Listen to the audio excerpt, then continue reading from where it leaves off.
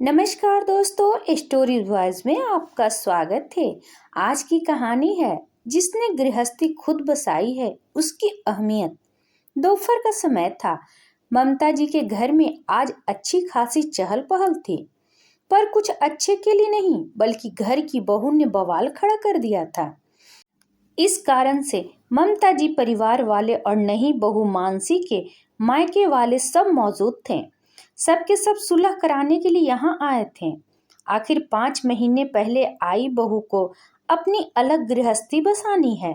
वह अपने सास ससुर के साथ नहीं रहना चाहती है, इसलिए कोई बीच का रास्ता ढूंढा जा रहा था। सब अपनी अपनी बात ही किए जा रहे थे। वहीं एक तरफ बैठे ममता जी और उनके पति प्रवीण जी एक दूसरे की शक्ल देख रहे थे और चुपचाप सबकी बातें सुन रहे थे। जबकि बहू मानसी रो रो कर अपने मम्मी पापा को बता रही थी कि कैसे उन्होंने ये घर बनाया था। ममता जी जब शादी होकर आई थी तब प्रवीण जी की स्थिति भी अच्छी नहीं थी। घर में सास, 2 ननद सब थे और कमाने वाले सिर्फ प्रवीण जी। और घर के नाम पर 2 टीन सेट के कमरे, एक में सास और ननद रहती थी तो दूसरे कमरे में प्रवीण जी और ममता जी। उनका कमरा ही रसोई घर की तरह इस्तेमाल किया जाता था। लेकिन ममता जी के संस्कार ऐसे थे कि उन्होंने उन टीन सेट के कमरों को ही अपना महल समझा। हालांकि अरमान तो थे कि कभी उनके सिर पर भी ढंग के छत जरूर होगी, और इसके लिए उन्होंने प्रवीण जी का पूरा साथ दिया। प्रवीण जी की कमाई ज्यादा तो नहीं थी, पर इतनी तो थी कि घर का खर्चा आराम से निकल जाता था और दोनों बहनों की पढ़ाई का खर्चा हो जाता था। पर उन दोनों की शादी भी करनी थी, इसके लिए कुछ सेविंग चाहिए थी। इसलिए ममता जी भी सिलाई का काम जानती थी, तो उन्होंने घर में ही लोगों के कपड़ा सिलना शुरू कर दिए। पर अपनी जिम्मेदारी से कभी मुंह नहीं मोड़ा, यहाँ तक कि अपनी इच्छाओं को भी कहाँ दबा दिया उन्हें खुद पता नहीं चला। माँ की दवाई, दोनों बहनों की पढ़ाई, उनकी शादियां, समीर का जन्म, सब कुछ उन्हीं 2 टीन सेट के कमरों में हुआ। आधी उम्र निकल गई, लेकिन अपना घर बनाने का सपना सपना ही रह गया। समीर की पढ़ाई पर पूरा ध्यान देने के बाद दोनों पति पत्नी इतना तो बचत करने लगे कि कैसे भी करके इन 2 कमरों पर तो ढंग की छत बन ही जाए। पर फिर भी कभी बहनों के ससुराल में कोई काम आ जाता तो कभी हारी बीमारी, पर फिर भी दोनों ने हिम्मत नहीं हारी। जैसे जैसे पैसे एकत्रित होते गए वैसे वैसे एक एक कमरे की छत बनती गई और फाइनली समीर की पढ़ाई पूरी होने तक मकान अपने पूरे नक्शे पर आ चुका था। एक एक कमरा करके पूरा घर तैयार हो चुका था। आज घर में 2 कमरे, एक हॉल, किचन, सब कुछ था। समीर की पढ़ाई पूरी होने के बाद उसकी नौकरी लग गई। अब तो दोनों को लगा था कि उनकी मेहनत रंग ले आई। बस अब घर में बहू लाने की तैयारी होने लगी।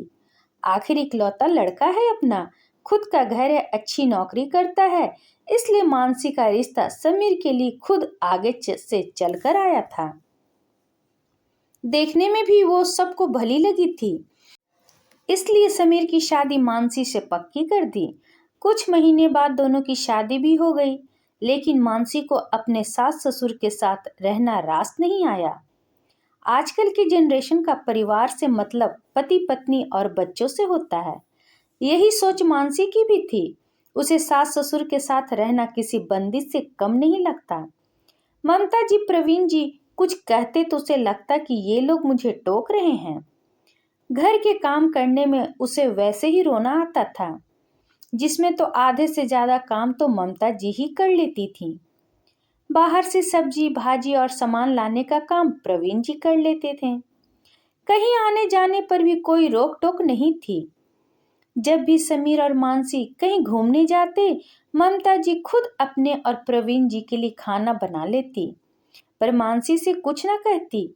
पर फिर भी उसे समस्या थी। अब तो आए दिन समीर से झगड़ा करने लगी थी कि उसे अलग रहना है, अपनी अलग गृहस्थी बसाना है। उससे सास ससुर के साथ रहते नहीं बनता और ना ही उनकी सेवा होती है।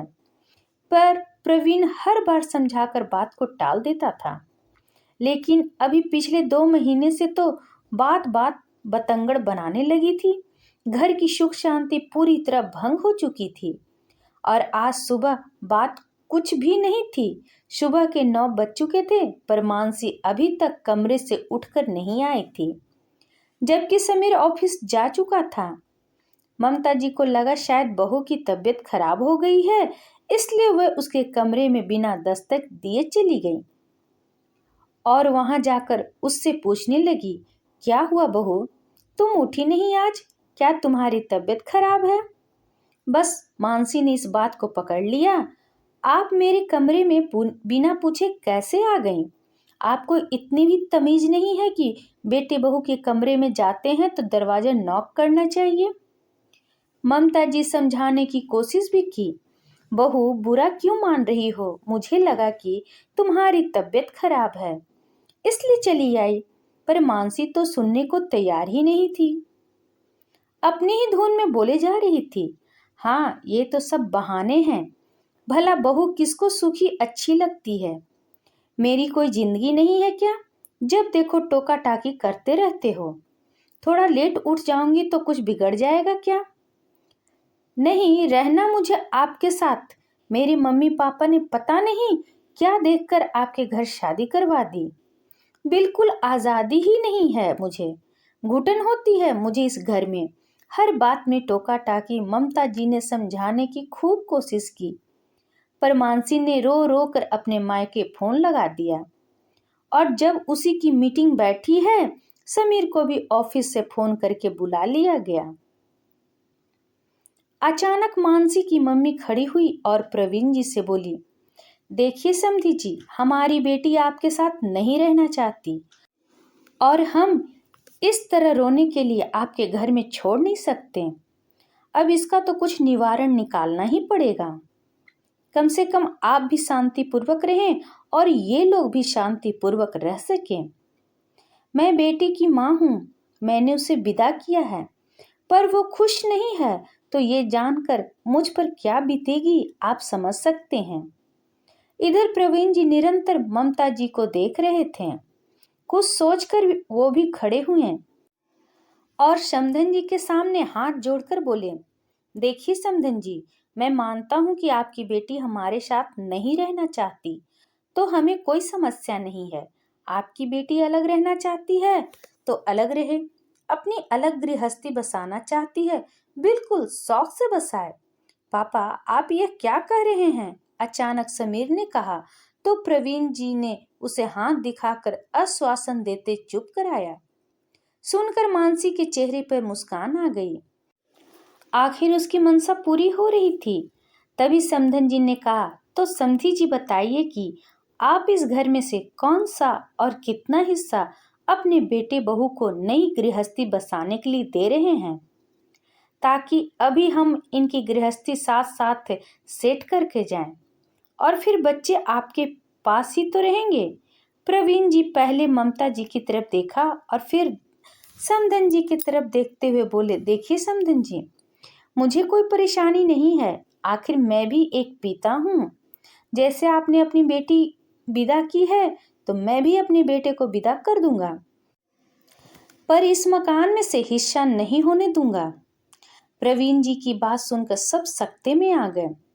आप ऐसे कैसे कर सकते हैं पापा जी? आखिर इस घर पर हमारा भी हक है। अचानक मानसी ने कहा तो प्रवीण से उसकी तरफ मुस्कुराते हुए बोले, देख बहू, इस गलत फहमी में मत रहना। ये घर पूरी तरह से मेरा और ममता का है। हमने पाई पाई जोड़कर इसे खड़ा किया है। इसे बनाने के लिए अपनी अनगिनत इच्छाओं को मारा है। इसकी एक ईंट में हमारे खून पसीने की कमाई है। अगर तुम्हें अपनी अलग गृहस्थी बसाने का शौक है तो बेशक बसाओ, लेकिन अपने दम पर, ससुर के दम पर नहीं। और रही बात पास रहने की तो समधन जी चिंता मत कीजिएगा, हमारे आसपास ही कहीं किराए का कमरा ढूंढ देता हूँ। मैं आपकी बेटी को कोई परेशानी नहीं होगी। प्रवीण जी की बात सुनकर मानसी की सिट्टी पिट्टी गुम हो गई। उसे इस तरह की जवाब की बिल्कुल उम्मीद नहीं थी। अब नए तरीके से गृहस्थी शुरू करना मानसी के बस की बात नहीं थी। मानसी ने उम्मीद के साथ अपने पिता की तरफ देखा तो प्रवीण जी के साथ खड़े थे। बेटा, मैं तो प्रवीण जी के साथ हूँ। अपनी मेहनत की कमाई का गुरूर ही कुछ और होता है। और जिसने गृहस्थी खुद बसाई है ना, उसे गृहस्थी की अहमियत बहुत अच्छे से पता होती है। बसी बसाई चीज से हिस्सा मांग लेना तो बहुत आसान है। मानसी को तो अभी यह भी नहीं यकीन हो रहा था कि ये हो क्या रहा है। उसने उम्मीद भरी नजरों से अपनी मम्मी की तरफ देखा। बेटा, मुझे भी लगता है कि तेरे पापा सही कह रहे हैं। जो इंसान अपने हाथों से तिनका तिनका जोड़कर अपनी गृहस्थी बसाता है ना, उसे अच्छे से पता होता है कि गृहस्थी की अहमियत क्या है। और फिर उस बसी हुई गृहस्थी को देखना कितने सुकून के पल होते हैं। मैंने तुझसे ऐसे पल छीनना नहीं चाहती, पर तू फिक्र मत कर, मैं किराए के मकान में भी तेरा सारा सामान शिफ्ट करवा कर जाऊंगी। आखिर माँ हूं ना, मुझे अच्छे से पता है कि तुझे अकेले काम करने में परेशानी होती है। अब तो मानसी से कुछ बोलते ही नहीं बन रहा था। आखिर जब मानसी ने देखा कि उसके माता पिता भी उसके साथ नहीं हैं, तो आखिरकार थक हार कर मानसी को उसी घर में रहना पड़ा। अभी भी कई बार अलग होने की कीड़ा बुलबुल आता था, लेकिन जानती थी कि साथ देने वाला कोई नहीं है, तो अपने आप ही रो धो कर रह जाती थी। आशा करते हैं कहानी आपको पसंद आई होगी। इस पर आपकी क्या राय है, कमेंट करके जरूर बताएं। अगर पसंद आए तो प्लीज़ लाइक एंड सब्सक्राइब करना ना भूलें। इसी तरह और भी कहानी सुनने के लिए कृपया बेल आइकन बटन को दबाना ना भूलें। वीडियो देखने के लिए आपका बहुत बहुत धन्यवाद।